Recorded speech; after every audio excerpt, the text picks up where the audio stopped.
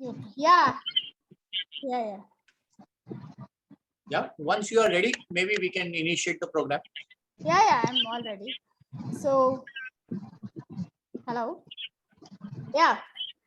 So, welcome everybody. I'm Poonam here on behalf of IIT Delhi Alumni Association. I welcome the panelists and the audience on a Saturday evening. It's a Saturday evening, 6 p.m. here in India. And of course, Mamta is joining us from US. And Parul and Sunny, they are here in India. So on behalf of IIT Delhi, I once again welcome the panelists and the audience who have joined us to this She Inspires series. The She Inspires series, it was flagged off last year only. And last year, there were many sessions that were held. And this year, this is the second session which we are organizing. And so before I pass on the baton to Kalpin sir, let me introduce myself. I'm 2007 chemical engineer graduate, have been into the industry for almost a decade, and right now I'm currently having my own entrepreneurship venture into IT services and product development, and currently a member of IIT Delhi Alumni Association, Women Empowerment Vertical, and under the Women Empowerment Vertical, we are organizing this She Inspires series. So I would like to pass on the baton to Kalpen sir, who himself is a BTech in chemical engineering from IIT Delhi. He's 1984 batch. And after having graduated from IIT Delhi, he did his postgraduate diploma in management from IIM Ahmedabad. He graduated from IIM Ahmedabad in 1986. He is currently the president of IIT Delhi Alumni Association and also the president of IIM Ahmedabad Alumni Association Mumbai chapter. He has worked across Unilever, Johnson & Johnson's, British Gas, and currently donning the heart of management consultant and is engaged in creating social capital. So Kalpin sir, over to you. Please let us know how did She Inspire started and what all is coming under She Inspires. So please. Yeah, thanks, Poonam, for that brief but very impressive introduction. At least I liked it. Thank you very much for that. Dr. Jyoti, I have a small request for you. There is a noise coming from your connection. Could you please put it on mute? Thank you. Sorry for that. Welcome everyone. Good evening. I'm Kalpen Shukla, and it's my pleasure to welcome all participants for this webinar that is organized under a very interesting initiative, what we titled as She Inspires. And in fact, we draw inspiration from every successful person. And therefore, I would say we look forward to our own alum, first of all, to showcase their success stories. And I personally feel that success as defined conventionally is not the essence of this entire initiative. And anyone and everyone has a reason to feel successful. Having been to IIT Delhi, I think you don't really need any kind of further endorsement to say that one is successful or not. We are indeed privileged to have three very eminent panelists representing three different decades for their stay on the campus, and therefore at different stages of life with a varying level of experience. We have Dr. Mamta Gautam Basak, a doctorate from IIT Delhi with more than 25 years of experience with US FDA as a public health regulatory scientist. We have Parul Agarwal Mittal, a highly successful author of 3 books, one of which is titled Heartbreaks and Dreams, The Girls at IIT.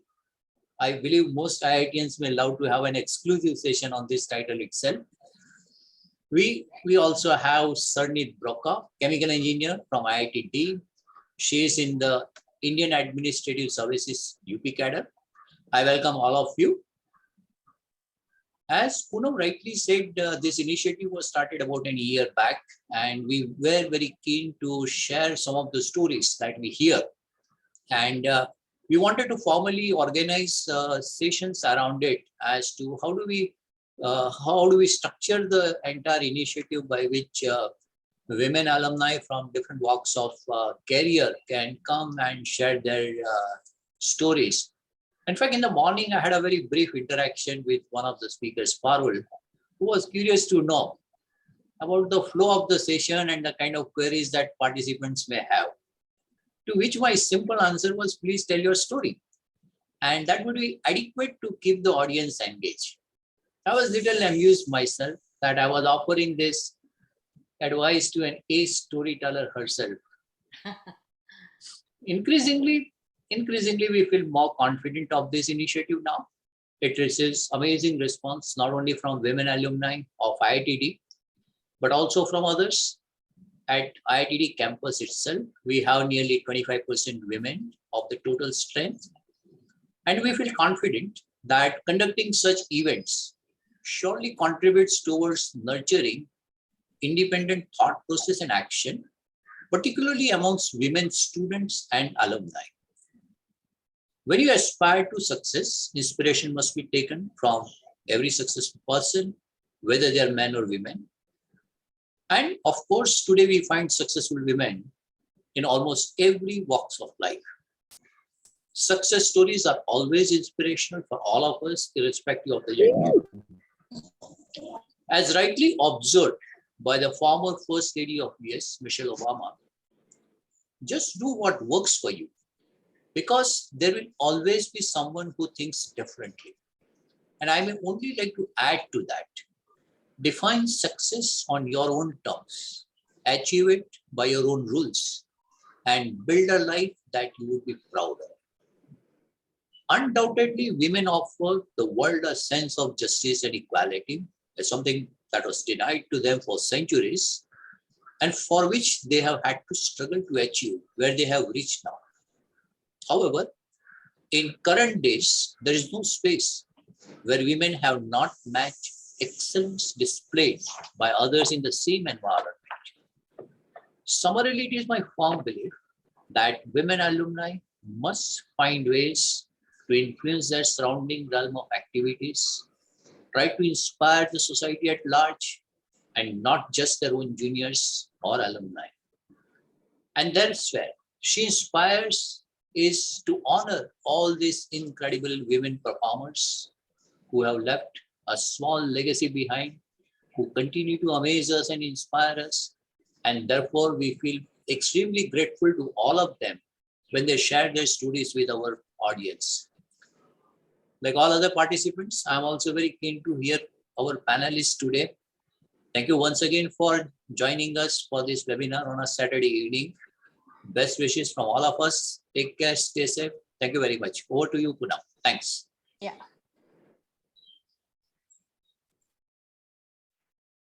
Hello. Yeah, thank you, Kalpen sir, for such a wonderful insight into the initiative. How did She Inspire started off and the ideology behind starting off this initiative.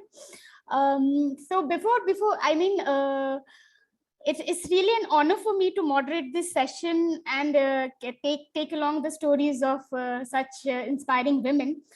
To start off with, I would like to let our audience know the inspiring story behind Dr. Mamta Gautam Basak.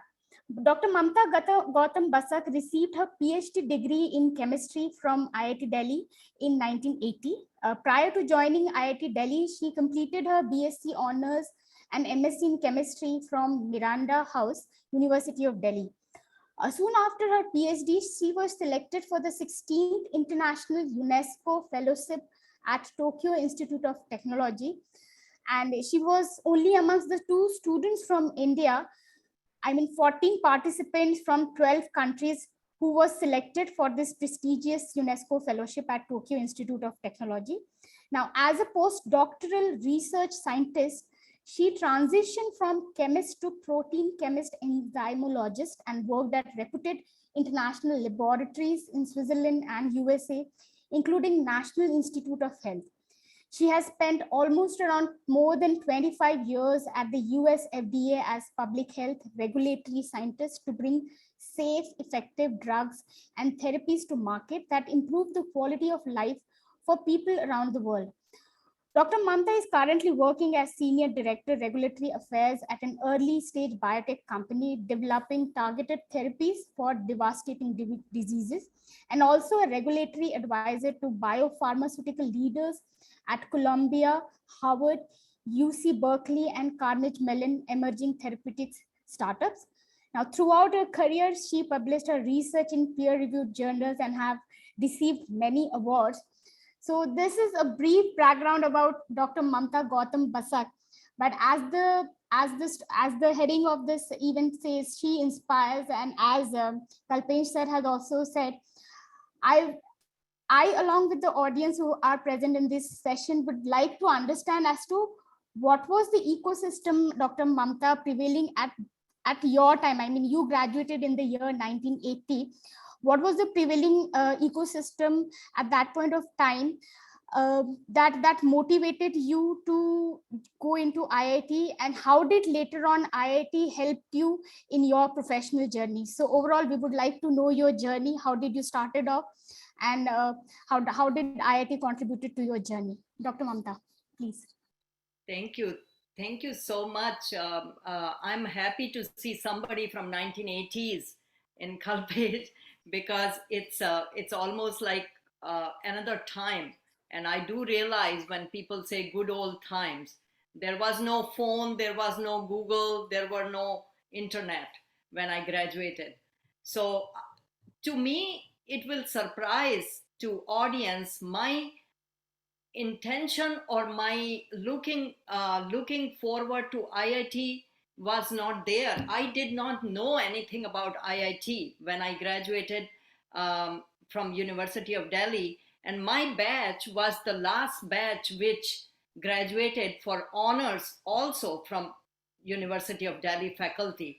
After that, the BSc honors was transferred to colleges. So I was fortunate to be with my faculty of chemistry for 5 years.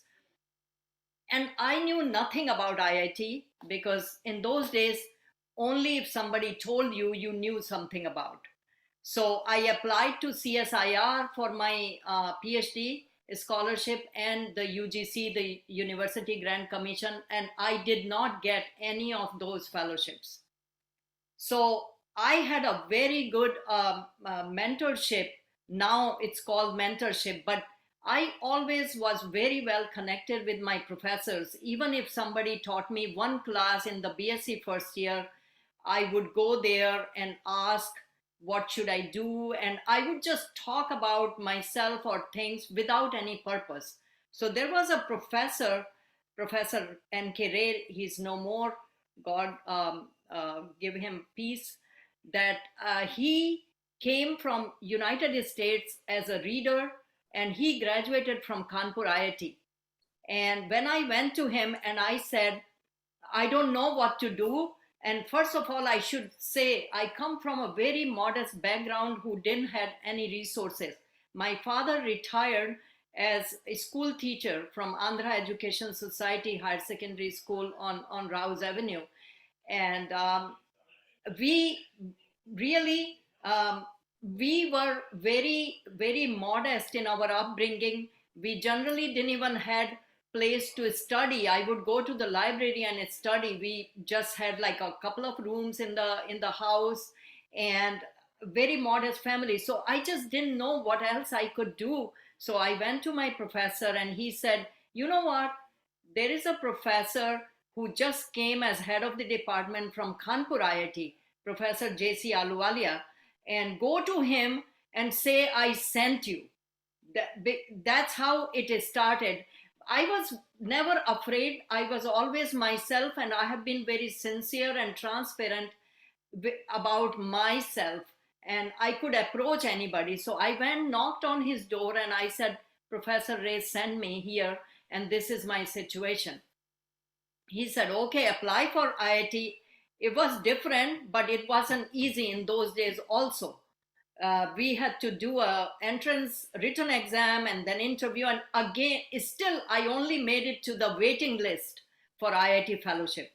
And then when the fellowship got released because someone else got something else, then I got into it. And throughout, I mean, that was the beginning. If it didn't happen, I wouldn't be where I am.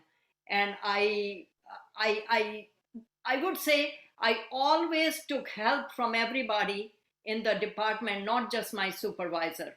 I was the first PhD student of Dr. B.K. Puri, and Professor Ahluwalia and Professor R.P. Gandhi, another head of the department, they helped me. And then one day I saw this poster about the Tokyo Institute of Technology fellowship, and I applied. It's funny that none of my colleagues applied. He said, why should we do international postgraduate diploma after doing a PhD? But I just applied, and it had to go through the IIT recommendation, and I was fortunate to get into the program, and that led whole my life. I met my husband in Tokyo, and then I just went to Scotland, Switzerland, and then in US. So that was my story. I would just say I was just honest in my approach to people, and the biggest compliment I ever got from my professors or anybody was that besides being professional, you're a good human being.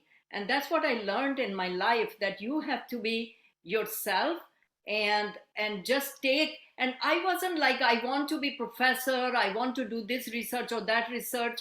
No, I never thought that way. Whatever came in my way, I just learned it, I progressed it, and then I moved on to anything else. So I went with the flow, and here I am, and I would stop. There are other panelists to share their story. Okay. Thank you, Dr. Mamta. We have our second panelist, Parul. So Parul Mittal, in fact, Parul Mittal and her husband Alok Mittal, they have recently donated 5 crore towards the IIT Delhi Endowment Fund. And yeah, about the brief background about Parul Mittal, she obtained her BTech degree in electrical engineering in 1995 from IIT Delhi, and she obtained her MS in computer science from University of Michigan. Presently, she is quant research and programming at CLT Research LLP. She dons many hats, such as she is an entrepreneur, she's a technology, she's also, as Kalpen sir said, she has written a bestseller novel under the title of Heartbreaks and Dreams, which talks about the girls from IIT.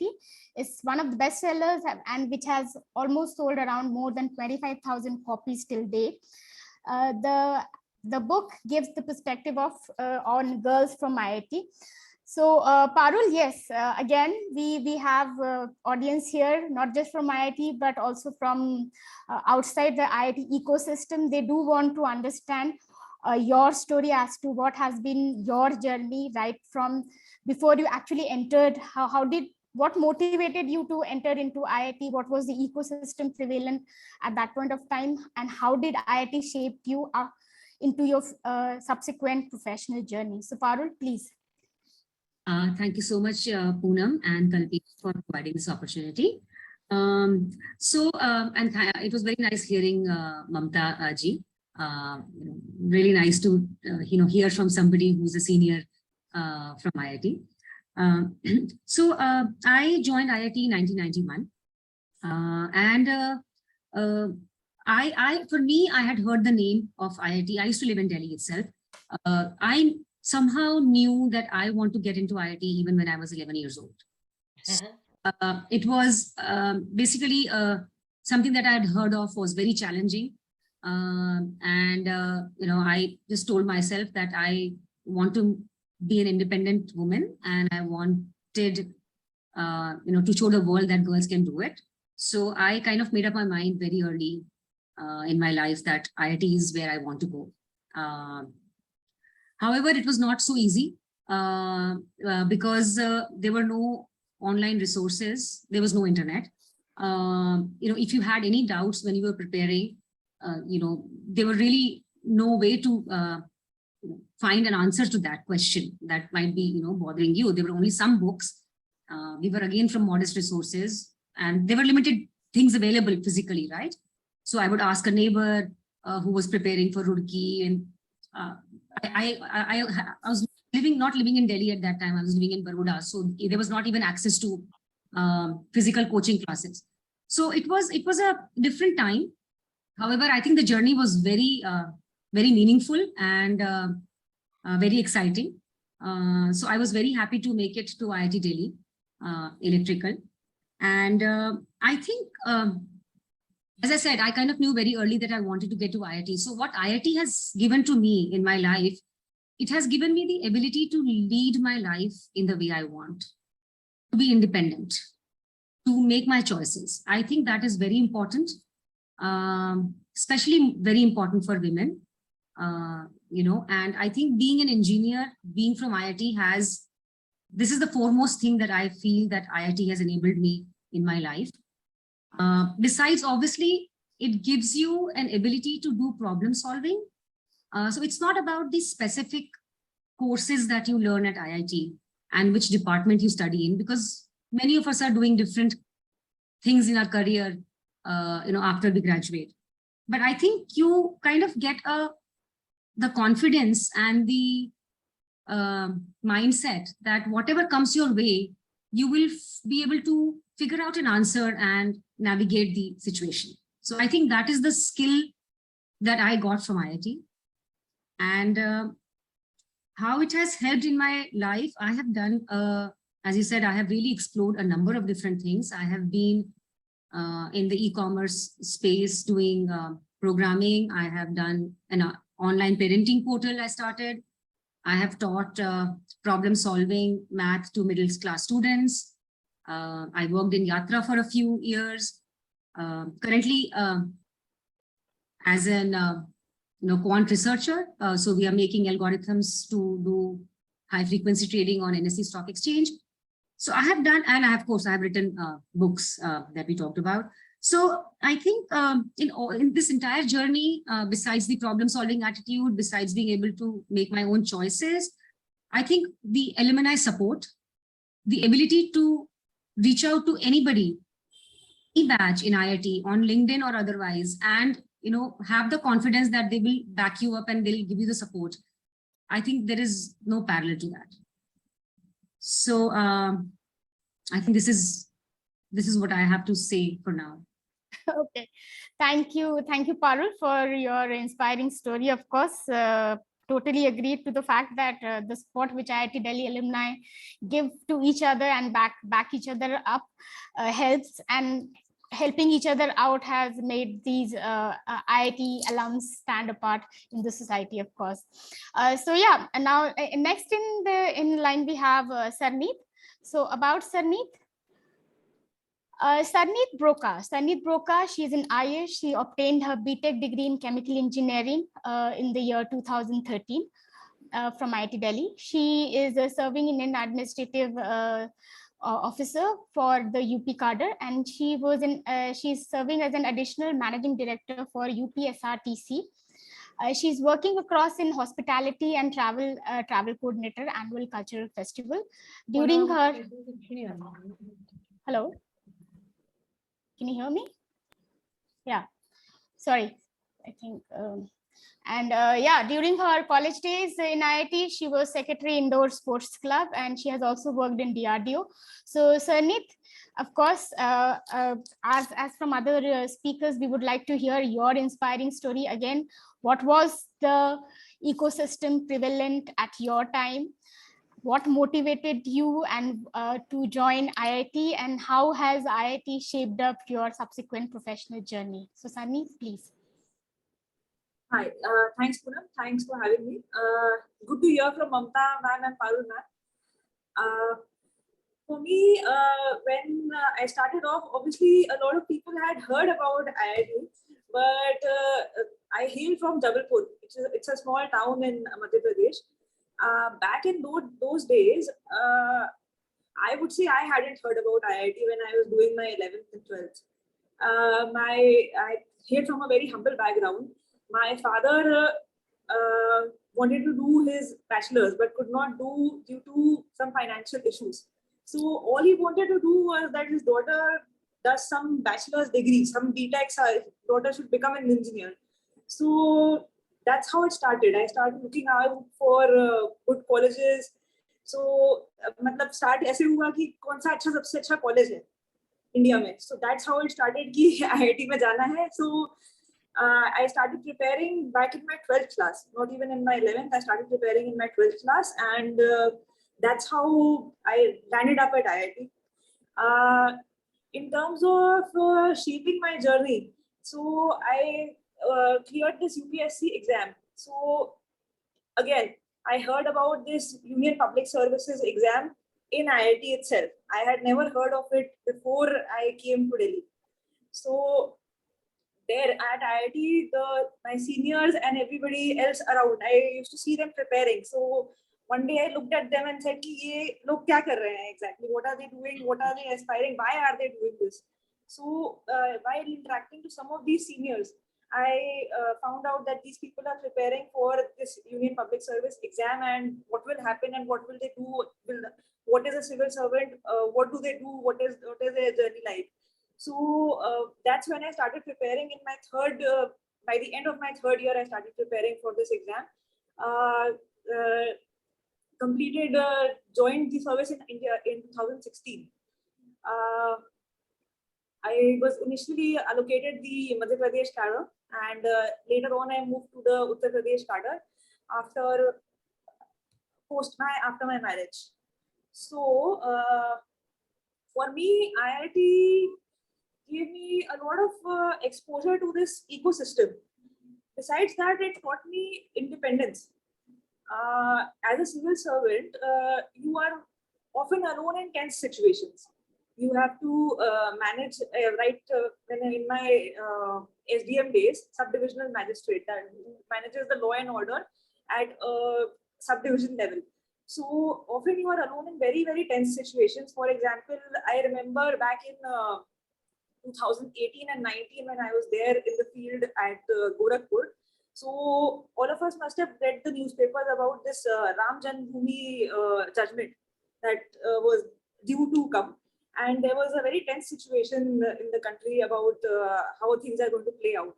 So often in those times you find yourself in riotous situations, or you have to manage a huge crowd of 10,000 people or so. So IIT Delhi taught me how to think upon your feet, be independent, and not to worry about take leadership and take people alone. The other thing that IIT has helped in shaping my journey is a unique problem-solving approach. Parul ma'am spoke about it, problem-solving approach and how to plan things. Another example in this regard is we have been facing this COVID pandemic over the last 2 years. In 2020, I found myself in Basti. It is a very small district in Uttar Pradesh. It is in eastern Uttar Pradesh. Some years back, it was even classified as one of the poorest districts in the country. So I landed there as the Chief Development Officer. Now, all of a sudden, there is a lockdown in the country. And there is something called COVID that they are speaking about. And my boss gave me this task of planning out the entire health situation in the district. By planning out the entire health situation. So I was very quizzical. I turned very quizzical. I sat with my laptop. First of all, I sat with my laptop and started charting out what are the requirements. So right from setting up new hospitals to quarantine centers to managing essential supplies during a lockdown, and making sure there is no panic, talking to doctors, talking to hospitals, managing COVID protocols. So IIT Delhi taught me how to plan these things. As I spoke about independence, to not panic in such situations. So that and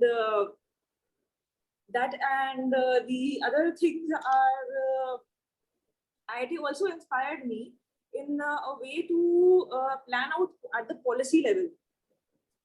For example, we always keep talking about what the government must do, or how the country must be run, how to solve problems such as poverty. There are various books that have been written.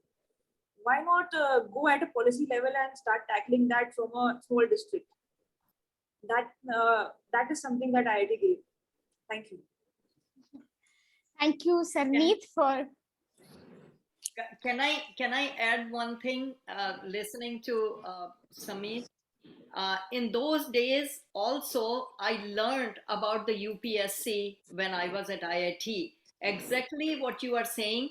कुछ लोग मेरे साथ में UPSC का exam दे रहे हैं geological survey of India में, तो मैंने कहा मैं भी करती हूँ, and really I applied for it. I got selected as a junior chemist, and I joined before I went at the Lucknow office before I went to Japan, but then again it fell apart.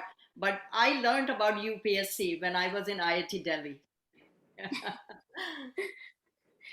Thank you, ma'am. Yeah, so indeed, it's quite inspirational to hear the stories of stalwarts, Mamta, Parul, and Sarneet about your stories as to what the ecosystem existed in the 1980s and in 1990s, and of course 2013, the humble background from which our speakers have come. Of course, they didn't have the knowledge about what exactly IITs is, but they, because of their own motivation, they ended up in IIT, and how IIT has shaped up their thought process.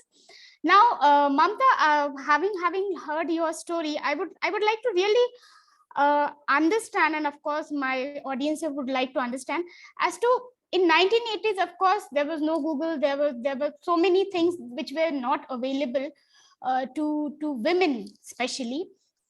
So how did what kind of imbalance did you see at in the 1980s? Of course IIT was there to help you out, but outside the IIT ecosystem, what was there which IIT gave you as additional support, but it was not existent at that point of time to other women? And what kind of imbalance was there? And in your professional journey itself, what kind of imbalances did you see in your professional journey also, and how did you took the decision around those imbalances and shaped up your career? So I would say that there was always an imbalance, but believe me or not, as my father would say, that I was more intelligent than necessary. He being a teacher always says zarurat se zyada hoshyar hai. And luckily my father is alive and he's watching this, so I have to say that that I was just not afraid.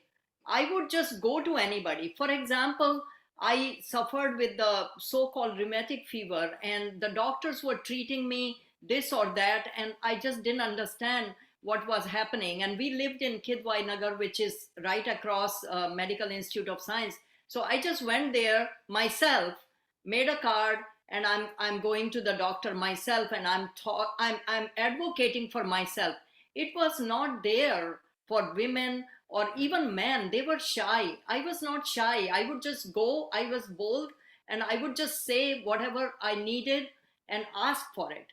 So that was there. But actually in Delhi University, when we were there, I didn't feel the imbalance, but there was this component when we would take the university special buses, that there are guys who might be trying to make you scared and all. And with me, one time it happened, somebody said, and they said from tomorrow she's not going to come in the university bus. But I was there, and they were embarrassed and they left the bus. So I just said, what can anybody do? But it was not scary in the other regard as we feel these days. But I was just say I wasn't aware that I couldn't do something, and I would just go to the person who can help me. So that was the thing. But even now, I do see that this imbalance is there, and believe me, more so in US I'm seeing than I saw in India. And I am helping as many women entrepreneurs at the universities that I could never go to, like Harvard and Columbia, but I'm always reaching out to people and trying to help them. So I personally didn't feel the imbalance for myself, but I did see it. And my advice would be, find the right people and go to them, and don't be afraid. But of course, you have to be careful. But at the same time, if you have the right person and if you tell them exactly who you are, then they will be able to help you. The best compliment I got from a lot of mentors and in my profession was that your sincerity was worth saving you. And that is very important, because and be grateful to people who have helped you. And just last month I met my head of the department, who is there in Delhi, and that was the sentence he said when I said, "Sir, I'm so grateful that you all helped me." And he said, "You were worth saving." So um, you have to be your own advocate, as the other two my younger speakers have talked. You have to be your advocate. You have to think like what you want to do, and that's how you have to go. But one thing I would say, I don't believe in fake until you make it, which is going on these days. I wouldn't say fake, but I would advise brag better, which I never did. Thank you. Thank you, Mamta. Sincerity definitely helps. We have to be sincere in our approach, and we have to be very honest about ourselves. Be bold. Many times, I mean, there have been a very specific interview question. I still remember. How do you handle your assertiveness? I mean, people don't like female being assertive about themselves. So, what are your thoughts about that? You are so right, and believe me, I'm very successful that in my career, but at the same time I have had a lot of setbacks, being honest. So I could not move up to the management level. I was team leader at scientific level, 6 people reported to me, but I tried and tried in US FDA, but I could never move to management level because of my honesty. I could not pull myself back and show that I was somebody different. And people were always, I should say, afraid that she may not do certain things. You know, in management, there are policies, and then there are political nature, and that kept me out. But you know, it didn't bother me. The thing is, you have to be comfortable and be able to sleep with yourself. I thought that was a good thing that it didn't happen. Probably I would have been very unhappy if I was in a place where I could not do what was required to be successful. So I choose what I could do and where I could be happy. I think the biggest thing is you have to really think what you want to do and be happy, and the rest will follow. But one time bad experience, I would say, I transitioned into a US pharmacopoeia. I was very emotional that I have never done anything for low middle income countries. So I joined that pharmacopoeia, and of course the COVID came and the travel is stopped, and it wasn't fun because we were just doing webinars. But over there I felt, because the group was dealing with the low middle income countries, and I was very first time I felt this imbalance about women that you talked in US in pharmacopoeia. There were 4 guys, and I almost, even though I was on a senior position, I almost kind of became like a tasker. And I in few months I realized this is not the place for me, so I transitioned out. So it can be anywhere. I would still say I have found this kind of imbalance more in US than in India. Of course, I left India in 81. So it's you have to just watch out for yourself, but it's better to move away than trying to fight with this kind of situation. That's quite interesting. I mean, that's inspiring for me to hear. I mean, somebody telling me that India is better in certain aspects from US. I mean, in those, I can only compare what was in those days in 80s. I don't know. I can't talk about more now. But really, India had more opportunities for women. When I worked in Scotland, people told me they were told that they could be nurse but not doctor. Can you believe in UK, woman telling me in 1980s that she was always told by her parents she can be a nurse but not a doctor. So those things were happening in other countries when I moved out of India, and I said, thank God, no, in India, nobody told that to the girls that you could not be a doctor and you could be a nurse, or you could not be an engineer, you could only be a teacher. But those things I heard in 1980s in other countries. Wow, that's quite eye-opener to me, and of course to my audience. Now, so yeah, I mean, you did not get into the management. That's quite an honest revelation, and you chose your own path. Here we have Parul. I mean, Parul, you have donned so many different hats of being an entrepreneur, of being a book writer, hit book writer, of course, and now you are running an algorithmic trading firm. So, which again is a very difficult sector, right? So, I mean, how do you manage to do all these things, and how do you get all these ideas कि अब मुझे ये करना है, मतलब ये कर लिया अब, now Parul next क्या करने वाली है? No, current job that I'm doing actually is my dream job. So I would just want to continue doing this. Talking about the journey and how I have chanced upon doing different things. Mamta ji, I did face some imbalance, I would say, even at IIT and in my corporate journey in India. So I have, other than my master's, for which I went to Michigan, Ann Arbor, I have been in India all my life. Back at IIT, there were two girls in electrical engineering. I used to stay in the hostel, the other girl did not. If we wanted any help, if we wanted to discuss any problem, it was really not possible because the boys' hostel was kilometers away. And there were no phones, there was no internet, there was only one intercom, which was always busy.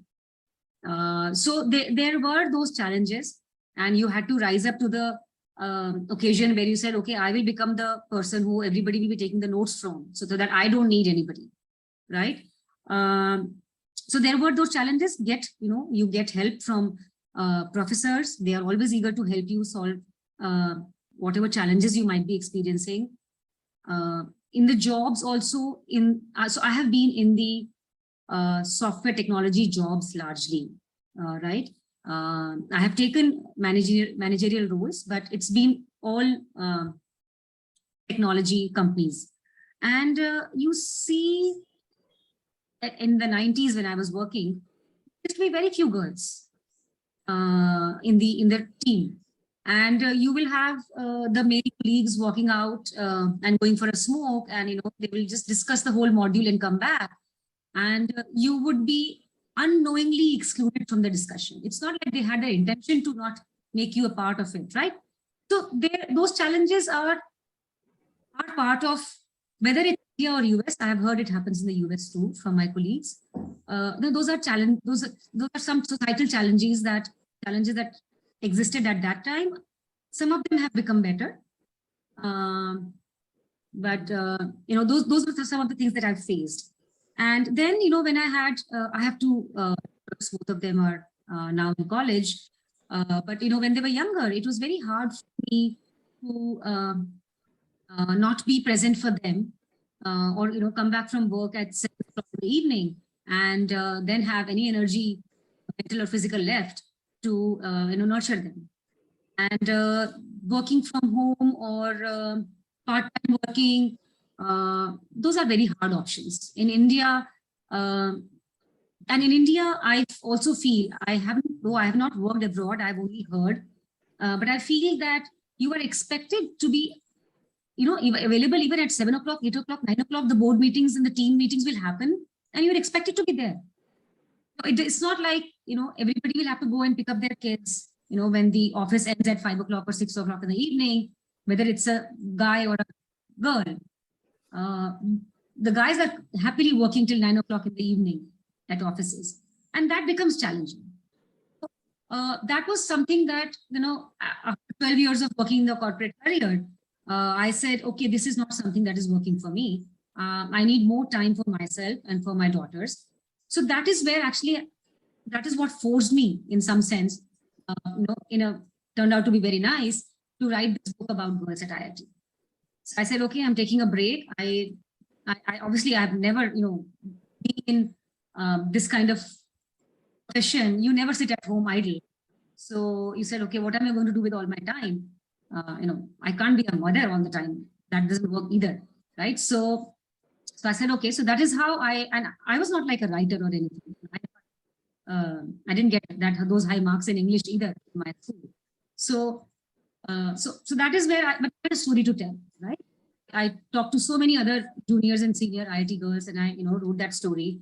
And once it was published, I heard from women in engineering colleges all over India. They would write emails because I had given my email in the book, and they'll say that they really resonate with that story. They connect with it. So that was very heartening. The fact that, sometimes it's just good enough to know that there are others out there. You're not alone. That is a huge comfort factor, if you understand what I mean. And I was very, very, very glad and very grateful that I could provide that to, fellow women engineers. So I think a lot of these challenges that came, whether because of, work environment being challenging, managing work-life balance, I think that is what led to these different discoveries in my life. So, after writing that book, I said, okay, let me do some freelancing. I did some, projects. Then I said, okay, let me do a startup. So that is how, I would take a break. I'll write a book. I'll go back. I'll do some other job. The most recent corporate career, when my girls were a little older, I said, okay, now let me go back to Yatra. They're grown up. They don't need me.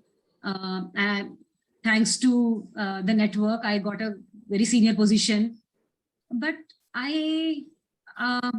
it was just not for me. I realized after all these years when I said, okay, I wanted to work in the corporate career. What I realized is that it's done 24/7. And there is too much corporate politics. I was just not trained in that space. I had taken a different path for 8 years. So I had no experience on how to navigate that space anymore. It was not for me. So it was a good thing. And I said, okay, now let's go back to something else. And then, as I said, currently what I'm doing, that is really the dream job. I'm working at the most exciting problem solving. You see the results of your algorithm every single day when the money is made or not made on the stock exchange. It's an amazing team of people. There is good work-life balance. So so that is what it is. Challenges lead to opportunities, and you make the best of them. That's nice to hear. Of course, yeah, we have to contribute to people, and of course there are many other people who have the same journey. They resonate with your story, and you shared your story. The people who came across and they replied back to you. So that's good. So Sarneet, we would like to hear from you. I mean, you are into administrative services. How are you managing the most important question? How are you managing the administrative challenges given your situation ecosystem? So please, we would like to hear from you as to how are you managing your administrative challenges? How are you managing yourself as being called as an assertive woman, making sure that you are being heard and you're implementing what you are looking forward to implement? Sarneet, please. So I remember in terms of imbalances, I remember back in IITD itself, when I stood for this post of the secretary indoor sports club, I did face quite a lot of resistance from the Janta there, IITD Janta there, that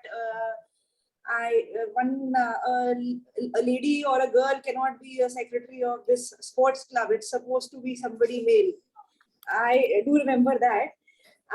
Moving on, one learns to live with it. So this Indian administrative service in the early years is more of a field job.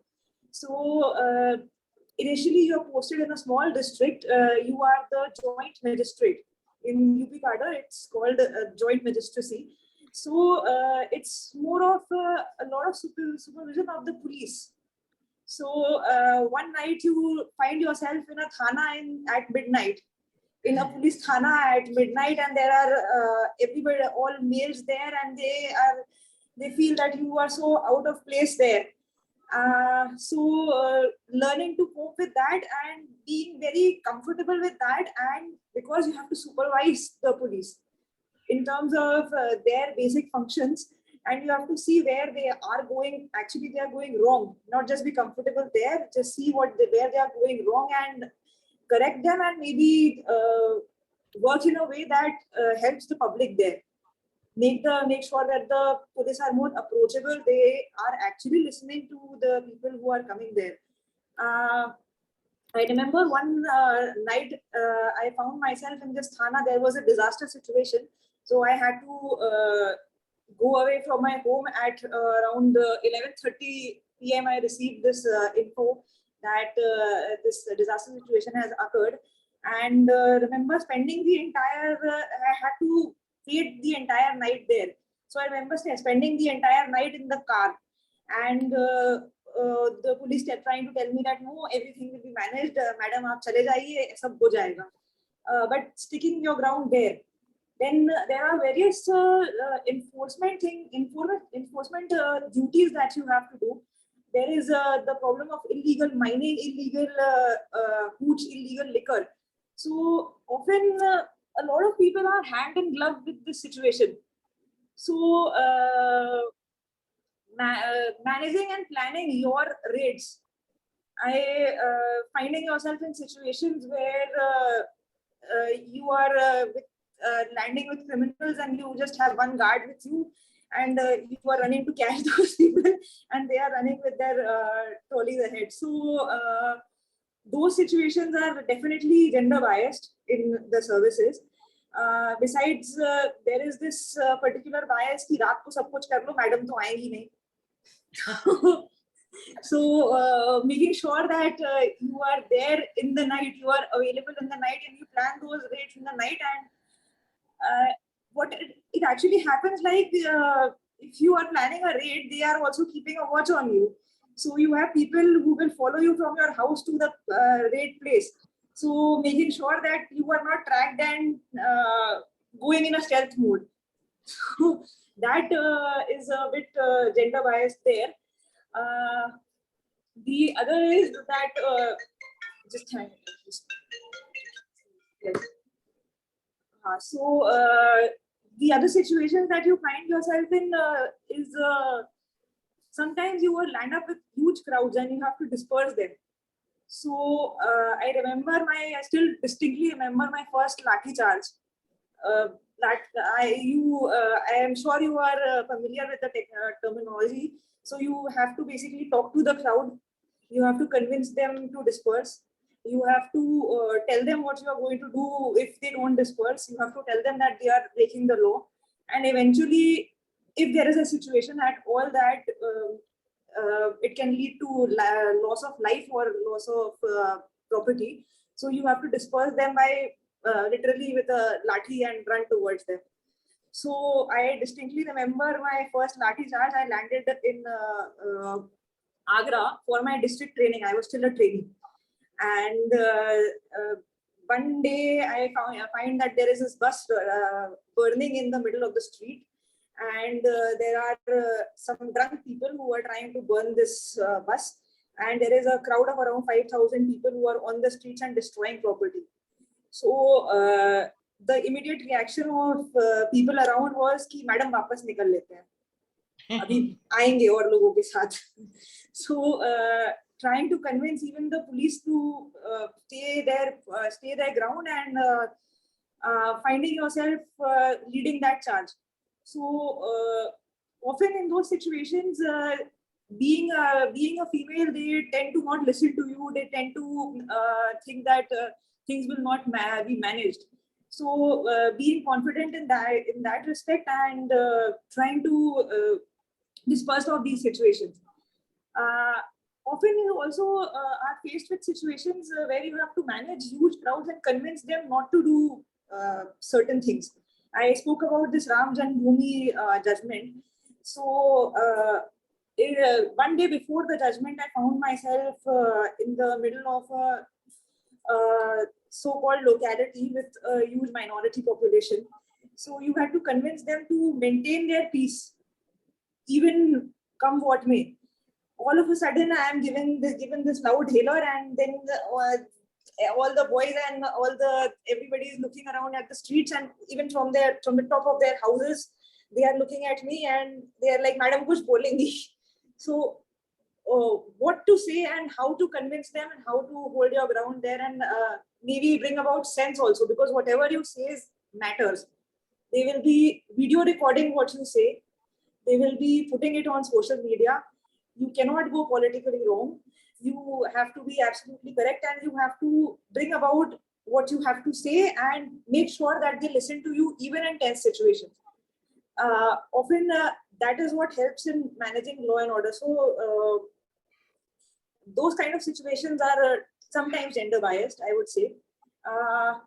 As my stint as additional managing director, UPSRTC, it's basically a company which runs buses all across Uttar Pradesh, a fleet of around 12,000 buses, 52,000 odd workers.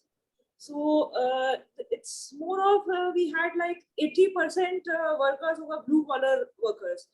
So addressing them, their problems, their policies that appeal to them, they are obviously low paid workers. So making sure they are motivated and leading them was a difficult job in terms of gender. It was also a very technical job, maintenance of buses. So in case you do not visit these depots where they maintain their buses, and in case you do not keep track and be an office person that they expect the lady to do, so you never learn about what part goes where, what bus part. There are around 350 odd bus parts that you procure, and you are in charge of procuring, and money obviously matters, because it's not a the corporation is not a government enterprise. It is a 50% stake of the government, but the corporation is self-owned, and there is absolutely very less aid that you get from the government. So you have to manage your cash flow and your turnover and make sure it is profitable. So that has been challenging as a lady. Recent incidents that I would like to bring, I would like to talk about. I'm currently on maternity. So I have a 3-month-old daughter. She turned 3 months yesterday. So while I was proceeding on this maternity leave, I think most of you might know that there is an act of the government that ladies are entitled to 6 months of maternity leave in India. It was less earlier, so it is currently it's 180 days. I had to face a lot of bias in terms of the fact that everybody thought that maternity is a very easy job. You do not need 180 days to raise a child. Why are you going on leave for 180 days? Even some of the people who have graduated from from IITD itself, some of my seniors from IITD who are in the services, they thought that no, 20-22 दिन में तो तुम bore हो जाओगी घर में, बच्ची को यही ले आना और काम करना शुरू कर दो. So that kind of sensitivity is, I feel, currently missing, and that was the most recent challenge, I would say. I think even the IITD Alumni Association and She Inspires should also do something to talk about it, that the leave is essential and it's good for the mother and the baby. Thank you. Yeah, I mean, yeah, I have heard that's so relevant statement you have made. I mean, every other pregnant woman that I have come across in my corporate career, I have heard them telling these stories back in the bathroom कि अच्छा आज इसने ये बोल दिया, आज उसने वो बोल दिया. ठीक है, मतलब if they are not speaking it out in the office seat, but they would go in the bathroom and then they'll say अरे आज इसने ये बोल दिया, हम छुट्टी पे जा रहे हैं, ये कर रहे. And yes, of course, I mean, it's so there's imbalance. There was imbalance in 1980s. There's still imbalance right now. And in fact, we are privileged. I mean, privileged females from IIT that we had the support. we got the ecosystem, we had the information which empowered us, and to be where we are right now. But it's not that easy outside the ecosystem, and I believe this IITD Alumni Association initiative, She Inspires, wherein we are bringing forth all our inspirational women to come forth and share their stories, their journey, which was not an easy one. It was difficult, of course. The information was there, but it was all about how did they make their decision into progressing into their professional lives. I would, in fact, we are almost 7 right now, but if there's any question from the audience, maybe 1, 2 questions, 3 questions we can take up. Poonam, Yeah. I'd like to ask something. Yeah, if I'm- please. Yes. Good evening, everybody. I'm Pankaj Kapadia, 2011 batch, chemical engineer. It was so nice to hear the 3 ladies, and the best thing was they belong to 3 different generations. So I basically have 2 particular questions, one which is common to everybody and one particularly to with Sarneet ji. The first question which I'd like to ask everybody is, what are the key takeaways they had from IIT which helped them to frame their careers and go on their paths? I am sure that they have traced different paths altogether, and Parul ma'am has actually switched paths as well, from becoming corporate to a right author and now into stock trading, which is of my personal interest. And the second question belongs to Sarneet, that as an administrator, as an IAS officer, what do you think that what change erupts when there is a change of power at the state level in the government? I mean, you are an IAS of batch 2015, I guess, and you joined Uttar Pradesh cadre in 2016, as far as my knowledge is. So since the regime changed in 2017, so what changes do you find as an IAS officer, that with the change of government, what adjustments do you have to make? So these are 2 questions. Parul, go ahead. Yeah. I want to hear from her first. I think so. You asked about what were the takeaways from IIT. So I think, as I kind of already talked about, there were some challenges. It was not a smooth journey, and there were also, you figure out how to develop the support system when you find those challenges.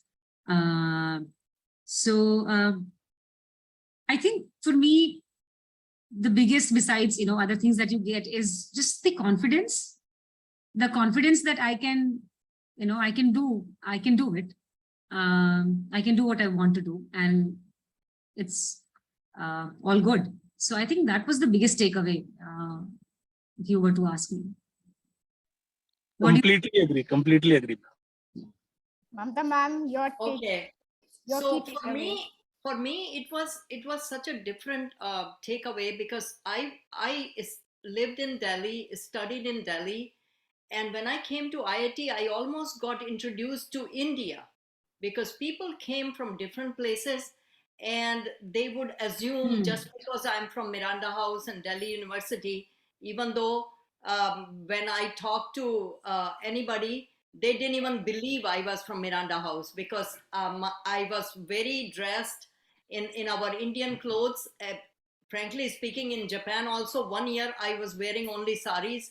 So they would say, oh, really? Are you from Miranda House? Because there is a thinking about Miranda House. But in IIT, I really learned from different part of India how people have come from very small places and they have made it, and I had a lot of respect for them. So for me, it was really, what should I say, awakening that there are people who have made it to IIT, and it's a great, much bigger achievement for them than it was for me. So I was very humble. I wanted to help everybody. That was my takeaway. And I again went back, route to myself to Delhi University. If I would have gone back if I didn't go to Japan. But for IIT really opened up a lot of world to me.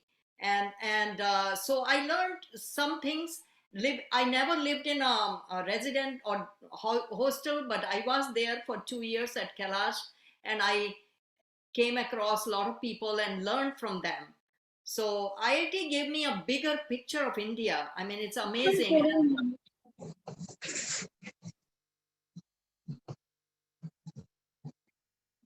Yes. And I would just say about one statement about the maternity leave that Sarmeet talked about, and really it's not easy to be a mother.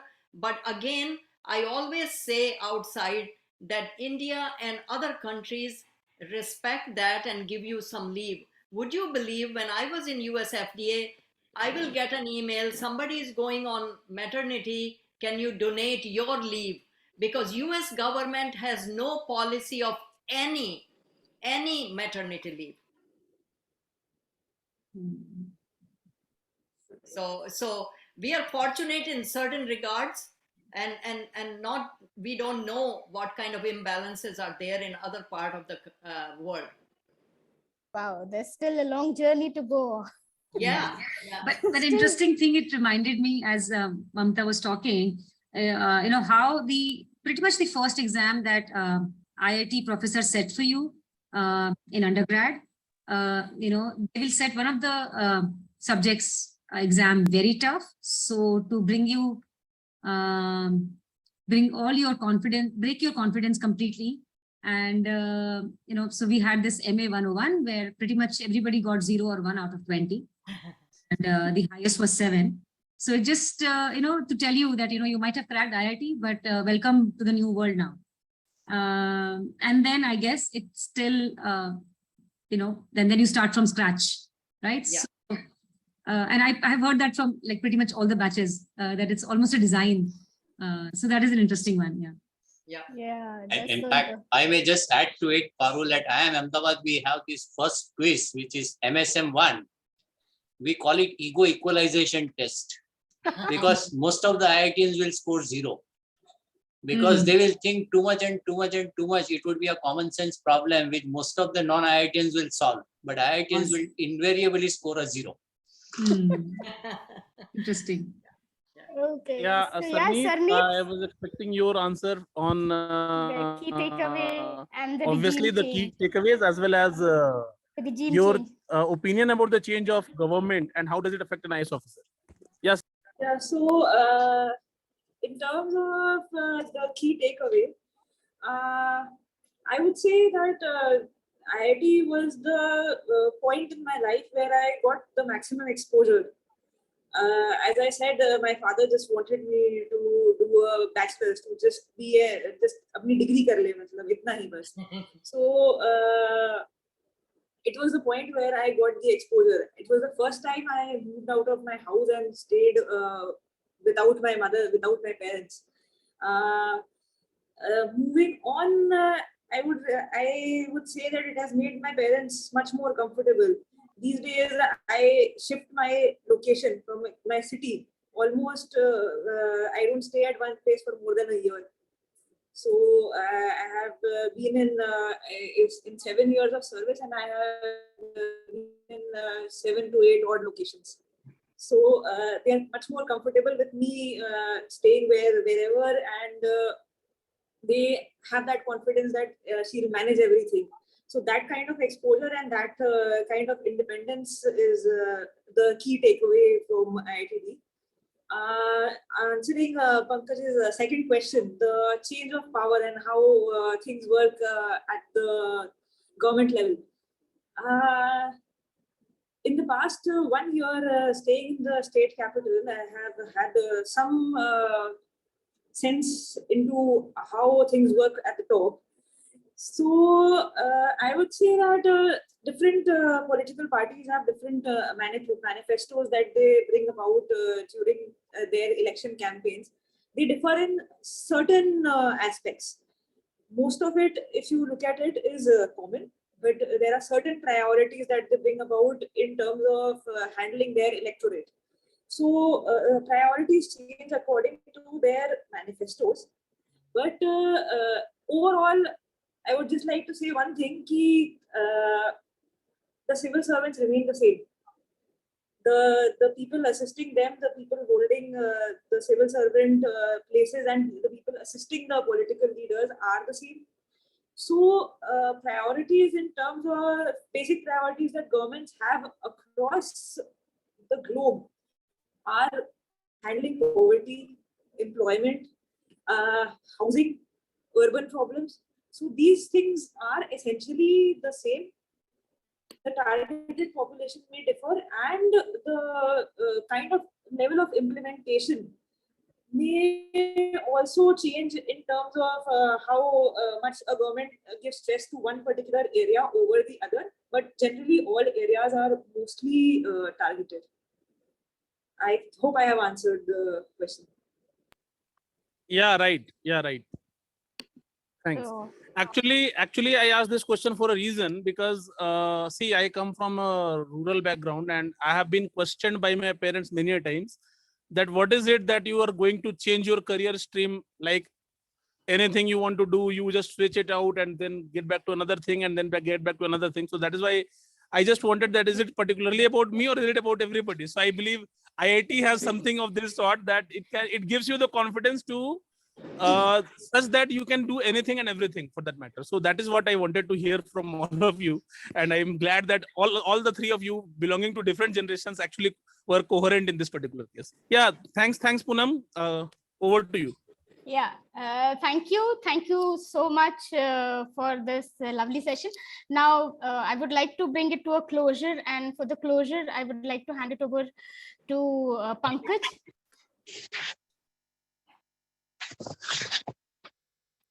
Hello. I think Dr. Jyoti. Yeah. Dr. Jyoti was available. Yeah. Yes, I'm very much here. Thank you, Poonam, and Okay. a very good evening to one and all who are present here. Myself, Dr. Jyoti, and I did my PhD from Department of Physics in 2013, and currently I'm EC member of IIT Delhi Alumni Association, and on behalf of all office bearer and EC members, I'm glad to express my gratitude to all the panelists who have spent their valuable time and shared their experiences and inspired each one of us and all the audiences. Your thoughts have enlightened our minds, and I need to mention my deepest sense of appreciation for the elegance of expressing your views and valued opinion. All of you have very inspiring journey, and I think we had very interesting panel this time. Three women from three generations, so it was really interesting to listen all your stories from you. And at any point of time, if you feel that the association can help you in any way, then please let us know. We will be very much happy to do this. And thank you everyone for being in this particular event. Thank you very much. Thank you. Yeah. And Thank you, Dr. Mamta. Thank you, Parul, and thank you, Sarneet, Yeah. for your Thanks, valuable thanks. time. Thank you. Thanks, so much. everyone. Thank you, If- everybody. thank you If so Satish much. has stopped the recording, I would like to ask Parul, why did she let out the secret of girls of Kailash? Satish